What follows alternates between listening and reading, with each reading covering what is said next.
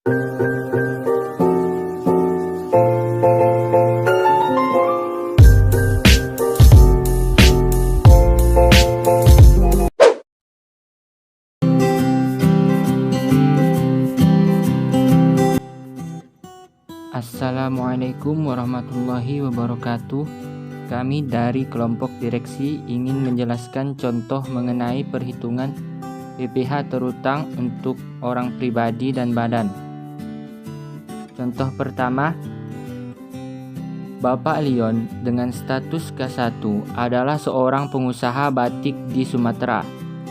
Data penjualan ukiran batik di tahun 2016 yaitu 600 juta dengan harga pokok 350 juta. Kemudian biaya-biaya untuk memproduksi baik biaya operasional dan biaya administrasi sebesar 30 juta. Pada tahun 2016, Bapak Leon juga menerima penghasilan dari ruko yang disewakan sebesar 15 juta. Hitunglah berapa besar pajak penghasilan yang terutang. Apabila masih terdapat kerugian di tahun 2014, 15 juta. Contoh kedua, PT Indahsari adalah perusahaan yang bergerak di bidang aksesoris kecantikan dengan kegiatan usaha di tahun 2020. Penerimaan bruto sebesar 100 miliar. Dengan persediaan per 1 Januari 2019 adalah sebesar 20 miliar. Pembelian selama tahun 2019 adalah sebesar 10 miliar.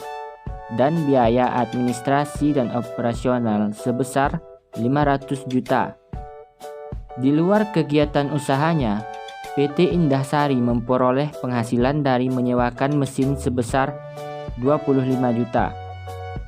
Hitunglah besaran pajak penghasilan jika masih terdapat sisa kerugian di tahun 2018 sebesar 100 juta. Baiklah, di sini saya akan menjelaskan bagaimana perhitungan soal nomor 1, yaitu yang pertama peredaran bruto sebesar 600 juta. Peredaran bruto diperoleh dari data penjualan ukiran batik di tahun 2016 yaitu sebesar 600 juta. Kemudian HPP atau harga pokok yang jumlahnya 350 juta diperoleh dari harga pokok. Kemudian peredaran bruto dikurangkan dengan HPP, maka akan menghasilkan penghasilan bruto sejumlah 250 juta. Kemudian dikurangkan lagi dengan biaya yang dikenakan sebesar 30 juta yang diperoleh dari biaya operasional dan biaya administrasi. Kemudian hasilnya yaitu penghasilan neto sebesar 220 juta. Kemudian dijumlahkan dengan penghasilan lain-lain yang diperoleh dari penghasilan dari ruko yang disewakan. Kemudian penghasilan netonya 235 juta. Kemudian dikurangi lagi dengan kompensasi kerugian.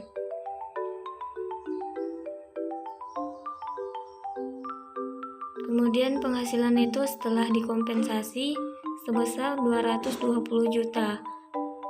Kemudian dikurang dengan PTKP kawin tanggungan 1 yaitu sebesar 63 juta dan hasil PKP-nya 157 juta. Sekarang untuk perhitungan PPh terhutang yaitu PKP dikali tarif.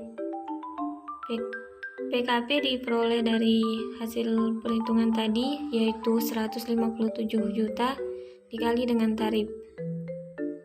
Tarifnya yang pertama 5% dikalikan dengan 50 juta dan hasilnya 2.500.000. Kemudian tarif kedua 15% dikali dengan 107 juta yaitu hasilnya 16.050.000.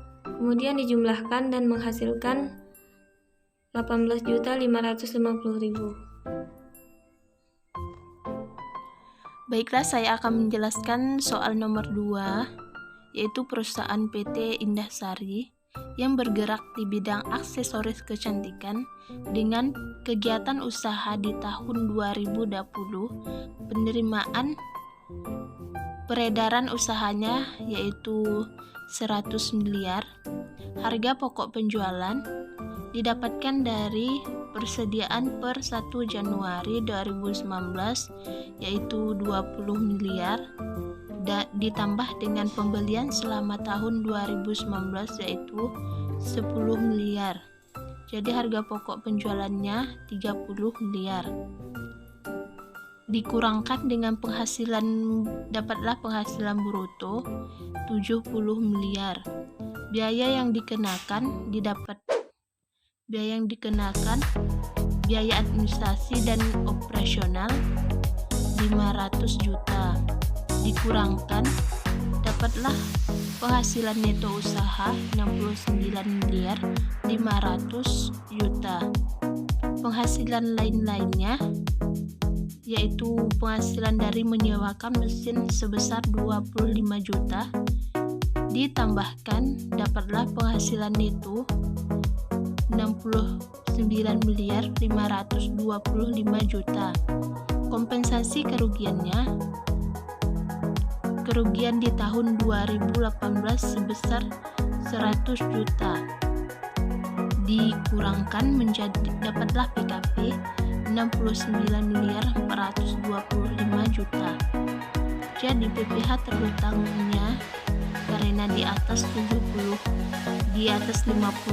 miliar, jadi tarif perhitungannya yaitu 25% dikali 69 miliar 425 juta dapatlah 17 miliar 365 juta 250 ribu rupiah.